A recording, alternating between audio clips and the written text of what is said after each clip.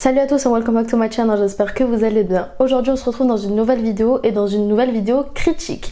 En effet, la dernière saison de Casa de Papel et la fin de la série vient de sortir et du coup je me suis dit que j'allais vous donner mon avis et critiquer un petit peu cette dernière saison mais aussi la série dans sa globalité. Alors il y aura forcément des spoils dans la vidéo, je serai un petit peu obligée quand même de parler des morts qu'il y a eu ou autres. D'ailleurs si vous n'avez pas regardé les épisodes avant ceux qui sont sortis là, vous allez vous faire spoiler dès le début, ça c'est clair. Mais pour ceux qui n'ont pas vu non plus ces épisodes là, vous risquez de vous faire spoiler. Alors pour le coup j'ai pas vraiment construit les arguments que j'allais vous dire au fur et à mesure, donc ce que je vais essayer de faire c'est qu'à chaque fois que je vais dire un spoiler, au montage je ferai en sorte de vous mettre les minutes de là où commence le spoil et où ça se termine, comme ça au moins pour ceux qui n'ont pas terminé les épisodes vous pouvez regarder la vidéo même si vous ne l'avez pas terminée. Avant de commencer la vidéo, n'oubliez pas de mettre un petit pouce en l'air et de vous abonner à la chaîne et de venir aussi sur mon Instagram.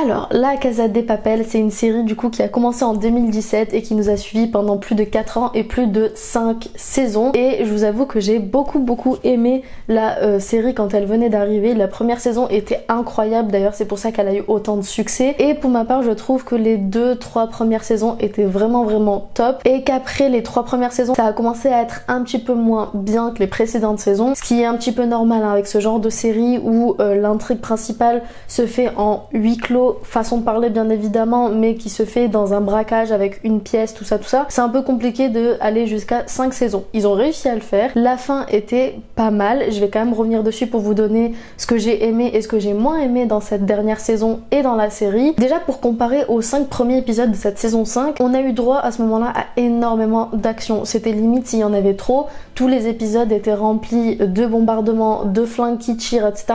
Donc il y avait énormément d'action. Là pour le coup, ils ont fait complètement l'inverse et c'est limite s'il y avait plus aucune action. Quand je parle d'action, bien évidemment, je fais référence au fait de se battre avec la police ou autre. Là, dans ces 5 derniers épisodes, il y en a eu beaucoup moins. Et pour le coup, c'est pas plus mal parce qu'en fait, on se concentre tout simplement sur la fin du casse et la fin du braquage et surtout sur la fin des personnages. Du coup, ces 5 derniers épisodes se tournent beaucoup plus sur l'intrigue vraiment et le but de cette série et de la fin de cette série plutôt que sur des personnages, sur la mort de certains personnages. D'ailleurs, petit spoiler concernant les 5 premiers épisodes de la série, mais on parle très peu de la mort de Tokyo, même si on la revoit à plusieurs reprises sous des flashbacks, ce qui est assez cool, mais on n'en parle quasiment pas. D'ailleurs, en parlant de ça, j'ai trouvé assez cool qu'ils continuent quand même à laisser la voix de Tokyo qui narre toute l'histoire, même dans cette saison-là, alors qu'elle est morte. Après, je vous ai dit juste avant qu'on avait beaucoup moins de focus sur les personnages et plus sur l'intrigue et le but final de la série, sauf pour 2 personnages, en l'occurrence Alicia et le professeur. On a donc toute une course-poursuite avec ces deux-là, et j'ai trouvé ça assez sympa de focus un peu plus cette dernière saison, ou plutôt ces derniers épisodes sur Alicia. Ça nous permet de comprendre un peu mieux le personnage, sachant que quand elle est arrivée au tout début de la saison 2, personnellement j'ai détesté le personnage, j'avais juste envie de la flinguer, voilà, clairement. J'avais pas du tout aimé, enfin c'était un bon personnage justement, mais c'est un personnage qu'on déteste assez facilement, alors que là dans cette saison et même dans les quelques épisodes avant ces 5 derniers épisodes, là où elle donne naissance donc à sa fille Victoria, accompagnée du professeur de Marseille et de l'autre petit vieux, je me souviens jamais de son nom, le père de Manny. Déjà on avait une sorte de relation qui commençait à se créer entre tous ces personnages là via justement une naissance, qui est quand même un événement très important, et je pense que c'était une bonne manière d'amener le fait qu'Alicia allait peut-être devenir moins chiante et avoir un rôle plus important dans la suite. On a d'ailleurs tout au long de cette course-poursuite avec Alicia et le professeur un côté plus humain de Alicia. On apprend un peu plus à connaître ses émotions, son état d'âme, pourquoi est-ce qu'elle est devenue autant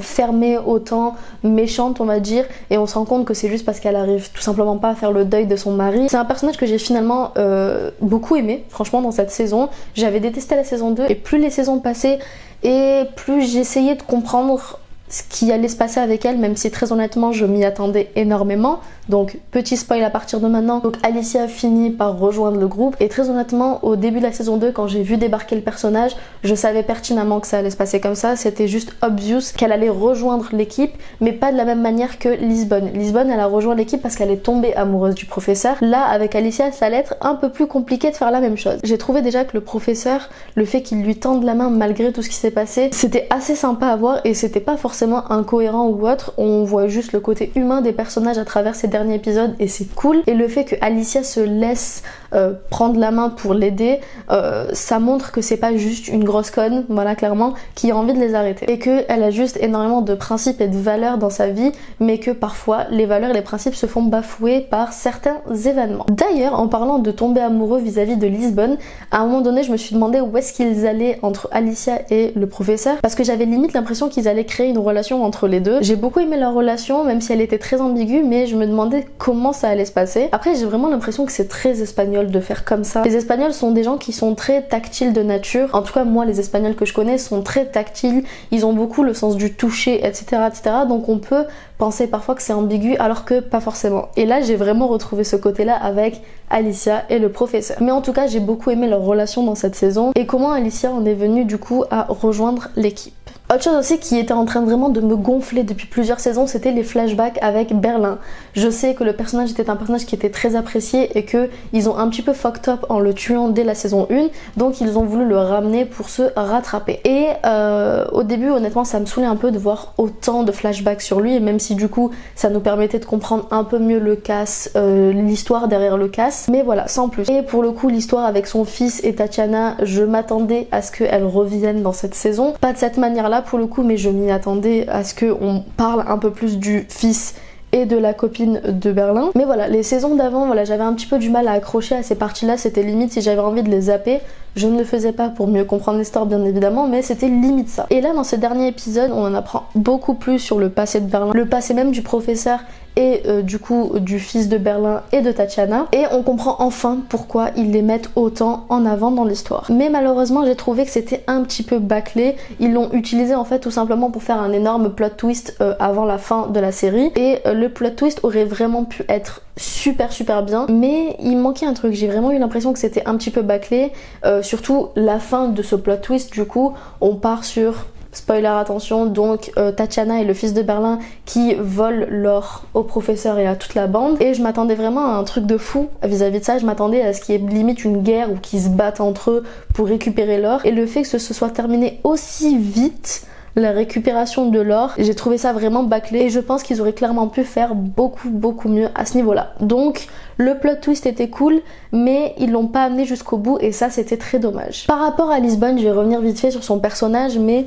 je l'avais beaucoup aimé dans la saison 1. J'avais trouvé qu'elle avait un vrai caractère, une vraie présence, et malheureusement à partir du moment où elle a rejoint l'équipe, c'était limite si on la voyait quasiment plus, si elle était plus si importante que ça par rapport à la saison 1, et j'ai trouvé ça dommage. Mais ce qui a été bien, c'est que pour ces 5 derniers épisodes, on a pu revoir Lisbonne un peu de la même manière que dans la saison 1, donc une femme forte, une femme qui veut aider, une femme qui est puissante, et ça c'était assez cool à voir. On a aussi bien évidemment quelques flashbacks, donc comme je vous le disais avec Tokyo et même un petit peu Nairobi, même si bon Nairobi elle ne parle jamais, on la voit juste à un moment donné dans le fond. J'ai trouvé ça assez sympa d'avoir des flashbacks avec Tokyo, mais je pense sincèrement que c'était uniquement du fanservice parce que les scènes où elle apparaît sont pas forcément très utiles à l'histoire. En tout cas ça c'est mon point de vue. Alors il y a un énorme point que j'ai vraiment pas du tout aimé dans cette dernière saison, et je dirais même dans la série en général, même si bon c'est une série qui n'est pas censée être réelle, d'accord, c'est une série fictive hein, entre guillemets, mais je trouvais qu'au fur et à mesure ils arrivaient à incorporer des choses assez réelles qui pourraient très bien se passer,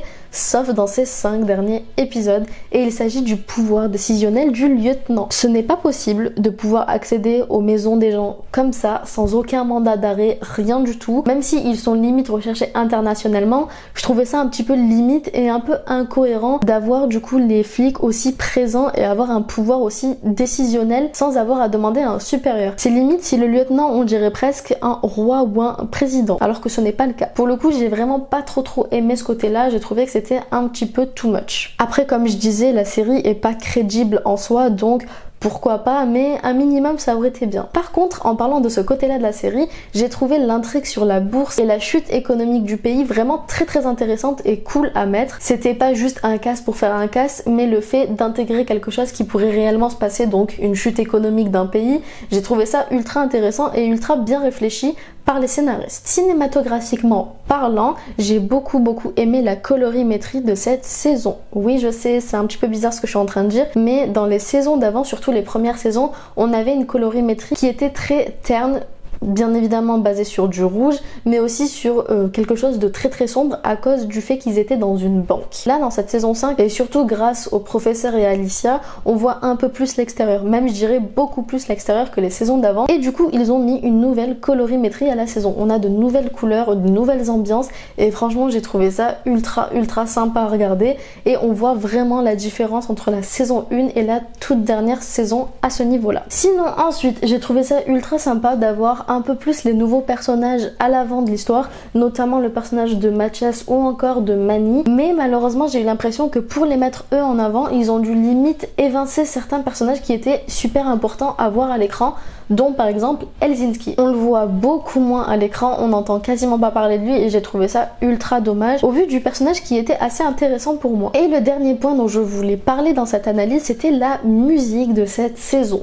J'ai pas trop compris où est-ce qu'il voulait aller, mais très honnêtement je n'ai pas aimé la BO de cette dernière saison, ou plutôt de ces derniers épisodes. On a eu tout au long de la série des musiques les plus incroyables les unes que les autres. On a eu des musiques françaises, des musiques américaines, des musiques espagnoles, italiennes tout au long de la série, avec un choix très diversifié et qui collait parfaitement à l'ambiance de la série. Et là, pour les 5 derniers épisodes, je sais pas ce qu'ils ont fait, mais les musiques étaient vraiment pas ouf et pour moi ne collaient pas forcément à l'ambiance de la série. Du coup je sais pas, au niveau de l'ambiance j'ai eu beaucoup moins d'impact émotionnel à travers ces 5 derniers épisodes comparé par exemple aux 5 premiers épisodes de cette saison 5 qui m'ont donné énormément d'émotions, où j'avais limite envie de pleurer à certains moments. Là c'est limite si j'étais en train de faire à manger en même temps à côté pendant que je regardais. J'ai eu pas trop d'émotions qui me sont passées tout au long de ces 5 épisodes et je trouve ça ultra dommage pour une fin de saison et surtout une fin de série. Du coup concrètement, est-ce que j'aime ou j'aime pas cette dernière saison? J'aime bien cette saison en soi, j'aime bien la fin et